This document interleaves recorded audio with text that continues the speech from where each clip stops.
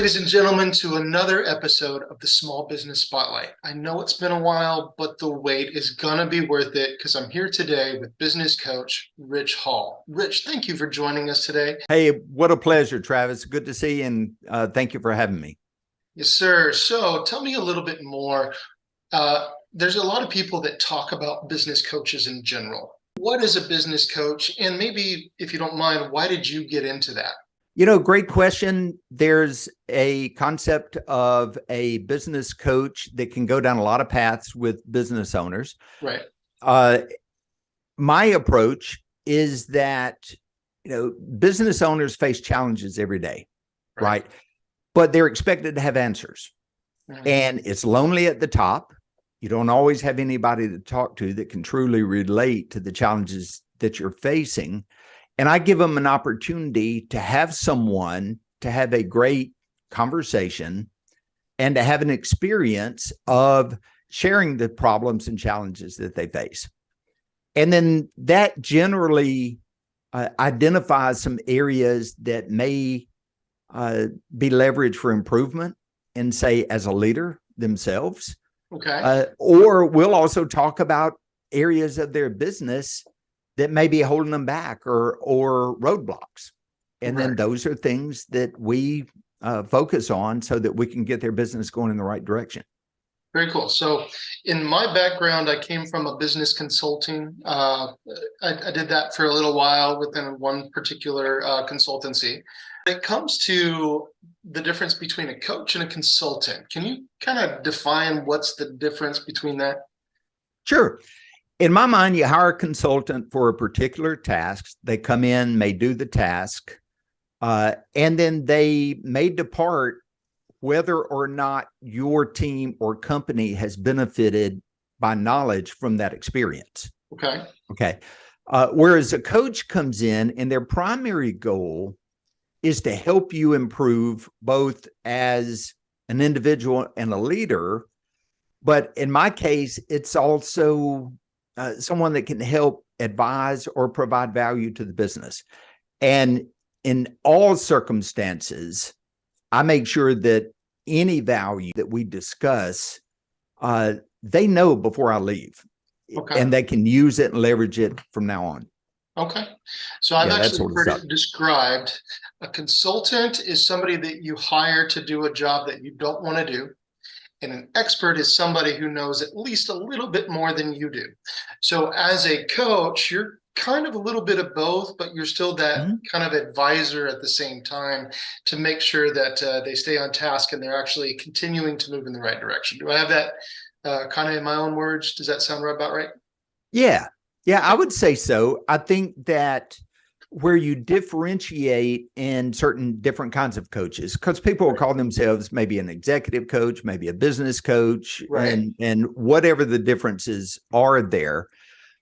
What I've always looked for and I talk about is, has that coach been in the type role or areas of responsibility that you, the business owner, are currently in? Okay. Have they experienced the hot seat or faced the challenges of coming to work every day, trying to figure out the priorities? Everyone wants a piece of them. If you haven't been through that before, it's hard to understand how to do the juggling and the other areas that it, can affect you on, like stress, work-life balance, how you conduct yourself in front of your people, and really carrying that executive presence. So there is definitely a difference between experienced expertise and theoretical expertise, which is what a lot of coaches claim is. I can't tell you how many fresh college graduates that I've seen actually present themselves as coaches. I'm going to tell you exactly what you need to be successful. Well, everything is going to be hypothetically based. But you're saying from that executive advisor level, it really does benefit a potential client to have somebody who's been in that situation, has actually walked through that. So it's not just theoretical, it's experiential as well. Absolutely. Taking your great example, Travis, taking yours forward, if you remember many years ago when some of the top firms would come in and they started a lot of the consulting practice, and they would come in, charge a lot of money to say, we're going to customize a process, or we're going to provide all of this, very valuable expertise. And then magically, the ones that show up after you've signed the agreement may be the younger ones shortly out of college, right?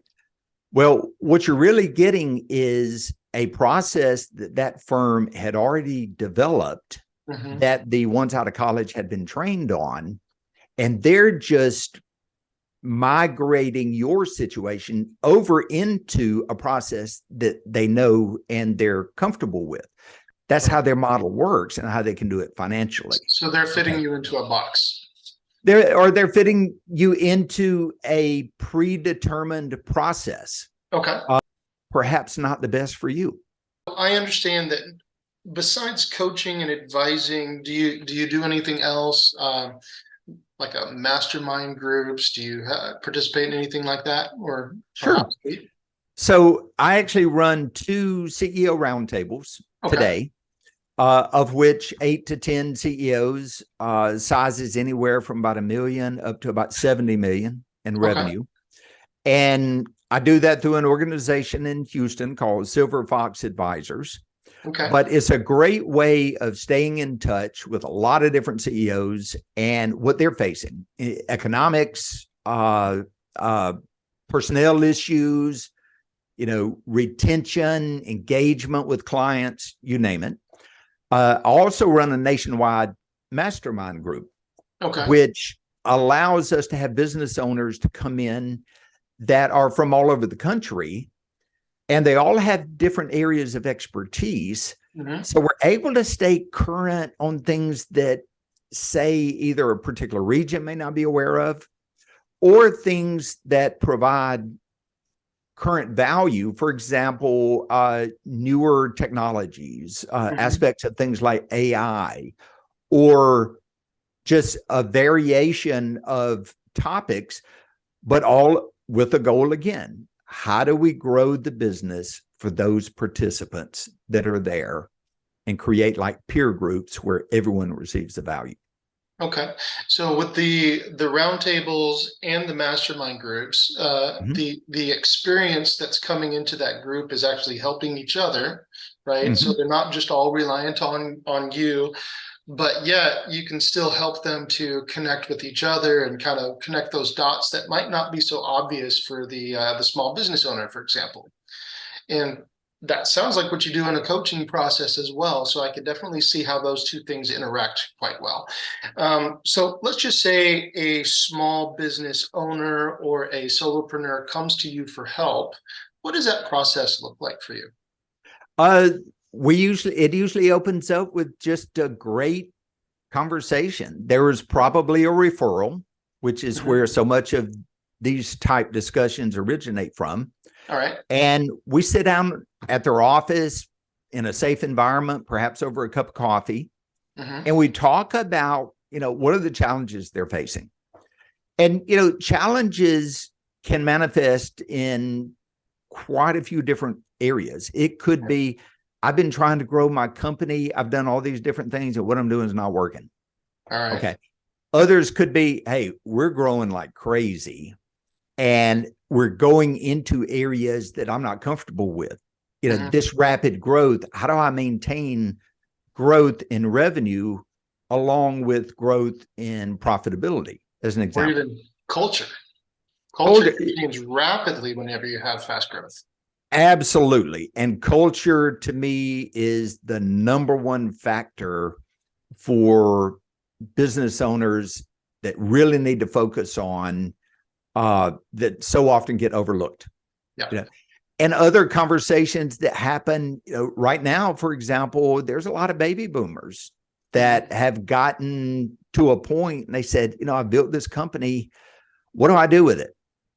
And, hey, we all know, your baby looks better than other babies. But then when it's time to either make a decision or a transition, do I sell it? Do I transition it to the employees? Do I have Junior that's working in the business to turn it over to. Family legacy. Yeah, like a legacy. And I have a lot of conversations down that path as well, because why have a company that a business owner has spent 20, 30 years of their life building to then transition it to someone that, say, is not quite prepared yet? Right. So how do we get that person ready so that the transition takes place and they're the absolute best person for that role possible? Yeah, make that transition successful. All right, so don't want to keep you too long. I definitely want to respect your time, but we thank you for the valuable input that you're giving. If we have to take one thing away from this conversation, what do you want that one thing to leave with us? What do you want that to be? It would be for the business owners that have been trying things or working on things, and it's tough to have a good, safe conversation, is for them to reach out to someone and talk to, whether it's myself or someone else in a coaching arrangement or a mastermind group or a round table. Don't try to solve it all yourself. There's people out there that can help you solve it and help you be successful in a very short time frame. Okay, so I'm going to go ahead and out myself, because I heard there was a really fantastic marketing, branding, health insurance guy in one of your mastermind groups, and his name happens to be very similar to mine, I understand. But so just as a shameless plug, people, this guy really does have your best interest in mind, and that's why I love him so much. So, Rich, thank you very much for joining us today. And I just wanted to applaud you for how you approach people, and how you really take their needs and put them in front of your own and really look to make the right fit. That's what I always talk about, the right fit. If it's your brand, don't try to copy somebody else. All of us have superpowers. What is your superpower and how are you putting it out there? So that's something that you do very well, not only looking to help businesses through yourself, but if it's not a good fit for you, you're no stranger to putting them in touch with the person who is going to be right for them. And so I applaud you for that. And I thank you for that. And that's definitely something that I love to do myself. Okay. All right. So I just wanted to say that. You're the best, Travis. Thanks for having me on today. It's a pleasure working with you, and hopefully this has been some value for your listeners. I'm sure it is value add. Well, you heard it here first, people. If you want more value, make sure you follow Mr. Rich Hall here on social media, or at least visit his website. He's got a nice little QR code. Let me go ahead and put him front and center so you can see that again a little bit. Take out your phones, get a little picture of that. What I'll do is it'll take you to a free assessment that he has on his website that can tell you if there's something that you can be paying attention in your business, because 9 times out of 10, what you think is the problem really ain't the problem. And that's why we have great people like Rich here to help us. All right. Well, Rich, thank you. I think that's all the time we have for today, but I do appreciate your time, and hope to see you again real soon. You got it. Thank you, Travis.